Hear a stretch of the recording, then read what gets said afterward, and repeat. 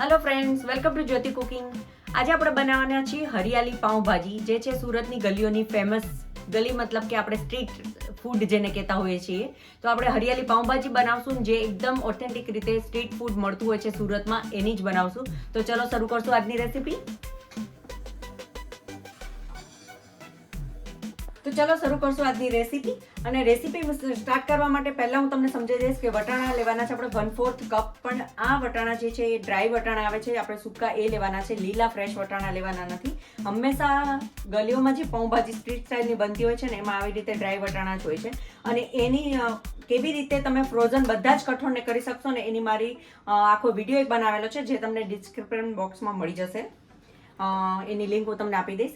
આ રીતે 3 બટેટા લઉં છું અને 1/4 કપ વટાણા લઉં છું, અને એને મીઠું અને હળદર નાખીને આપણે કુકરમાં બાફી લેવાના છે. 8 થી 10 સીટી મારી અને એકદમ એને સોફ્ટ કરી દેવાનું છે. વટાણા અને બટેટા આપણા બફાઈ ગયા છે. એમાં મેં મીઠું અને હળદર નાખી હતી, અને એની સાથે 1/4 ટીસ્પૂન જેટલો પાઉંભાજી મસાલો નાખ્યો છે, અને એને બાફી લીધા છે. 7 થી 8 સીટી લગાવી દીધી છે. તો આપણું વટાણા અને બટેટાનું મિક્સર તૈયાર છે. હવે આપણે એક બીજું મિક્સર બનાવશું.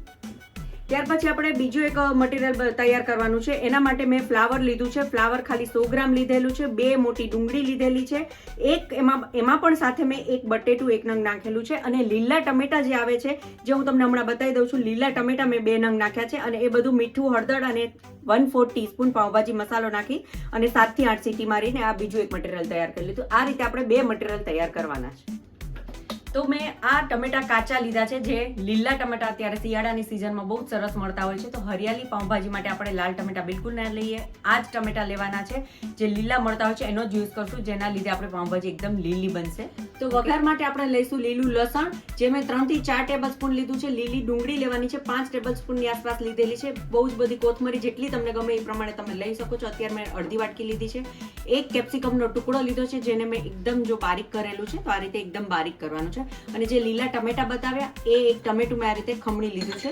એક ટમેટું ખમણીને અને 2 ટમેટા આપણે અંદર બાફવામાં નાખ્યા હતા. લીલા મરચા લીધા છે, 3 ટેબલ સ્પૂન જેટલા મરચા. કસ્તુરી મેથી લીધી છે, અને જીરું વઘાર માટે. બાકી નોર્મલ મસાલા આપણે જે લેતા હોય એ બધા જે વઘાર ટાઈમે હું તમને બતાવતી જઈશ. તો આપણે એને મિક્સરમાં પાલક લઈ લઈશું બાફેલી. એની સાથે મેં અડધો કપ કોથમરી લઉં છું, જે આપણે ઉપર નાખવા લીધી કોથમરી એ, અને આ એક્સ્ટ્રા છે બીજી લેવાની છે. ત્યાર પછી આ મેં 8 થી 10 મરચા છે, જે હું આની સાથે જ પેસ્ટ કરવામાં નાખીશ. લસણ છે 8 થી 10 કળી, એ પણ હું પેસ્ટ કરવામાં નાખીશ. અને એની સાથે આપણે લેશું બરફના થોડા ક્યુબ્સ, અને આને ક્રશ કરી લઈશું. તો આપણી ગ્રીન પેસ્ટ એકદમ રેડી થઈ ગઈ છે. હવે આપણે ભાજીનો વઘાર કરશું. હવે જે બંને વસ્તુ આપણે અલગ અલગ બાફ્યું હતું, એને બધું મેશ કરી લેવાનું છે, અને એકદમ સોફ્ટ એવું મટીરિયલ તૈયાર થઈ જાય એ રીતે બંનેને મેશ કરી તૈયાર કરી લેવાનું છે. પછી આપણે ભાજી વઘારીશું. આ રીતે બંનેમાં હું મેશ કરી લઉં છું એકદમ. આપણે 7 થી 8 ચમચી જેટલું એમાં તેલ ગરમ મૂકવાનું છે. ત્યારબાદ તેલ ગરમ થશે એટલે આપણે જીરું એડ કરીશું. હિંગ કે એવું આપણે નાખશું નહીં. હિંગના ટેસ્ટથી પાઉંભાજી મજા નહીં આવે અત્યારે ખાવાની. તો એમાં આપણે પહેલા લીલું લસણ, લીલી ડુંગળી, કેપ્સિકમ,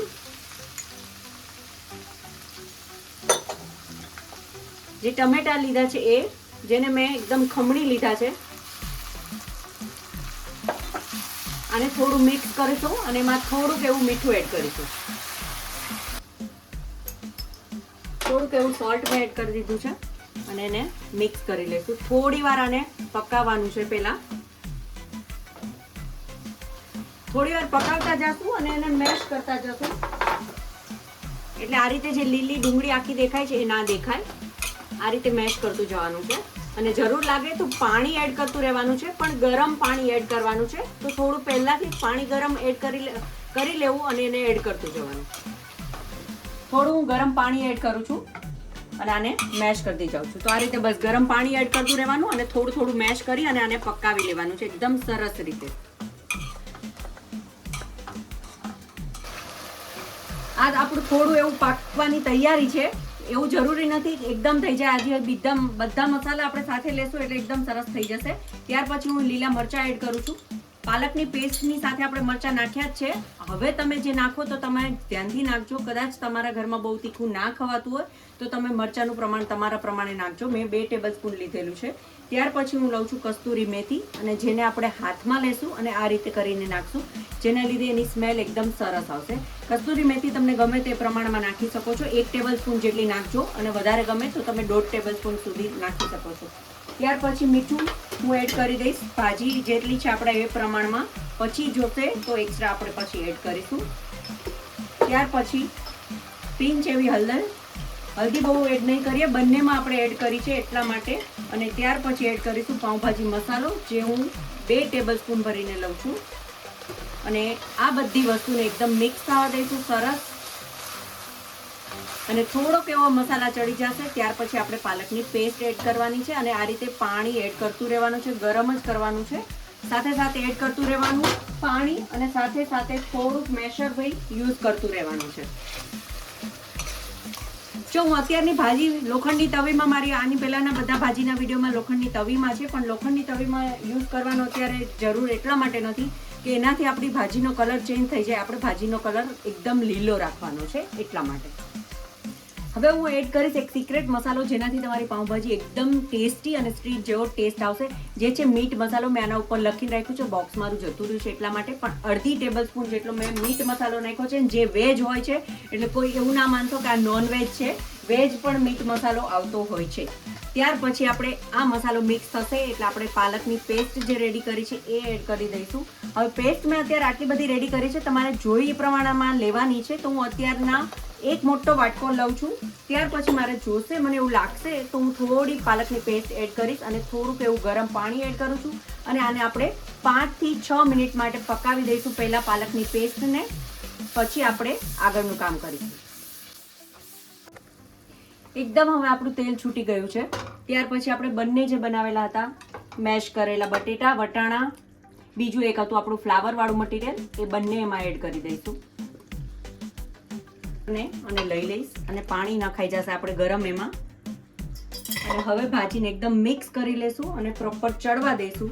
અને એની સાથે હું નાખીશ કોથમરી બહુ બધી. આપણે લીંબુ નાખીશું પણ લાસ્ટમાં નાખીશું. તો પહેલા આને આપણે ચડવા દઈશું 5-6 મિનિટ માટે. થોડોક હજી કલર એવો લાગે છે લીલો વધારે હશે તો સારું લાગશે. તો મારી પાસે પાલકની પેસ્ટ રેડી છે, હું થોડી નાખી દઉં છું હજી. અને આપણે હવે એને ચડવા દઈશું.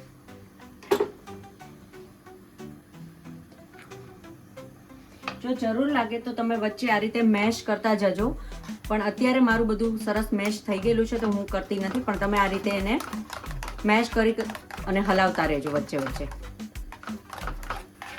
બીજો આપણે એક વઘાર કરવાનો છે, જેના માટે મેં તેલ લીધું છે. 3 થી 4 ચમચી જેટલું તેલ લીધેલું છે. તમે તેલ અને બટર સાથે પણ લઈ શકો છો, પણ હું બટર ભાજીમાં ઉપરથી જ નાખવાની છું એટલે મેં ખાલી તેલ લીધું છે. તમે આની સાથે બટર પણ લઈ શકો છો. અને એની સાથે આપણે વઘાર કરીશું એક, કે જેમાં મેં લસણની આ રીતે કટકી કરેલી છે એ નાખીશું. અને થોડુંક એવું લાલ મરચું એડ કરીશું. અને જે આપણે ભાજીની ઉપર બીજો વઘાર ત્યાં એવી રીતે તડકો કરીને દેતા હોય છે, આપણે એ જ રીતે સર્વ કરશું.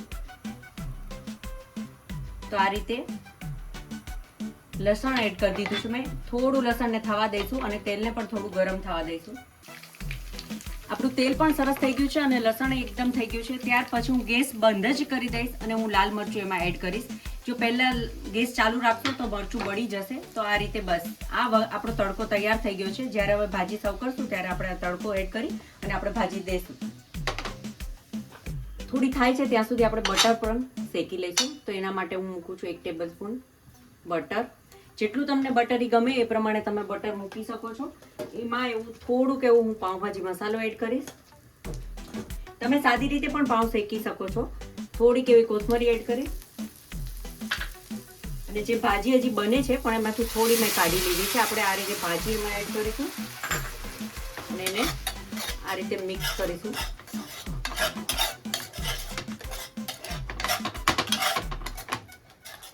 બટર સાથે આ રીતે ભાજી મિક્સ થઈ જશે.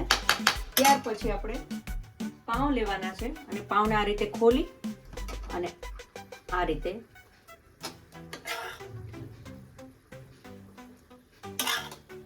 કે જે મસાલા પાઉં તરીકે ત્યાં આપતા હોય છે. તમારે ઓછી ભાજી લેવી હોય તો ઓછી ભાજી લઈને એ રીતે કરી શકો છો. તમને જે રીતે ઠીક લાગતું હોય તમે સાદી રીતે પાઉં પણ શેકી શકો છો. તો આપણા પાઉં પણ રેડી છે. લાસ્ટમાં આપણે એડ કરશું લેમન, કે જે મેં 1.5 ટેબલસ્પૂન લીધેલું છે, અને ઉપર ધનિયા પત્તી. તો આપણી ભાજી છે એકદમ રેડી. હવે આપણે ભાજીને સર્વ કરીશું. થોડું એવું બટર, જે આપણે વઘાર તૈયાર કર્યો છે એ આ રીતે, ત્યાર પછી થોડીક એવી ધનિયા પત્તી.